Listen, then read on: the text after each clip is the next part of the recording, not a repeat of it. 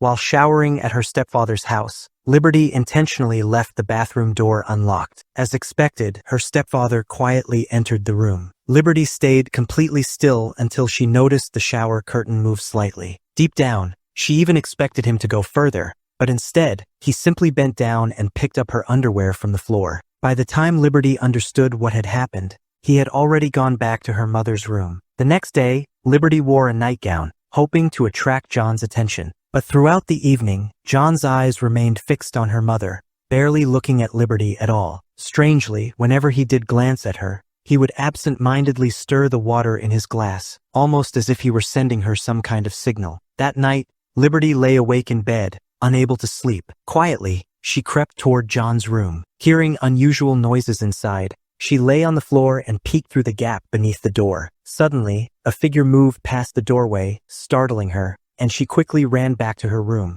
A few moments later, a man's shadow stopped outside her door. Over the following days, Liberty secretly watched John from different corners of the house. His behavior was impossible to understand. It almost felt as though he appeared out of the middle of the lake every time. Even so, Liberty remained drawn to him and willingly climbed onto his boat. But just as she became distracted by his strong physique, she suddenly got her period. John immediately grabbed some clothes to cover her. Before she could even react, he put his finger into his mouth while repeatedly staring at her. The gesture instantly terrified Liberty, and she ran straight back to her room. After some time, Libby comes outside, where Michelle tells her that her friend has already gone home. While waiting for her, Michelle had been sitting with John, and then she suddenly reveals that she is pregnant. The moment Libby hears this, she completely loses control. She directly tells her mother that John is a dangerous man, but Michelle refuses to listen and slaps her across the face. Desperate to break them apart, Liberty blurts out the truth that Michelle is not 35 years old, but actually 42. The moment John hears this, he becomes furious. His face turns bright red, his eyes widen unnaturally, and he screams strangely at Michelle before storming out of the house. Even after seeing this horrifying side of him, Michelle still fails to realize that John is not normal. Later that night, John returns and spends an intimate moment with Michelle. During this, Libby notices something terrifying emerging from John's back, as if he is some kind of creature rather than a human being. Back in her room, Liberty sits there in fear and confusion when she suddenly hears John's voice outside, as though he is dragging someone across the floor. A little later, she checks her mother's bedroom, only to discover that neither Michelle nor John is there. Worried, she heads outside to search for them. Strange noises echo through the darkness, terrifying her, but no one is visible nearby. Eventually, she goes down into the basement laboratory to investigate. There, she finds Michelle tied inside a water tank. Libby rushes forward to free her mother, but then the horrifying sounds return, as if a massive creature is moving toward the lab. Terrified,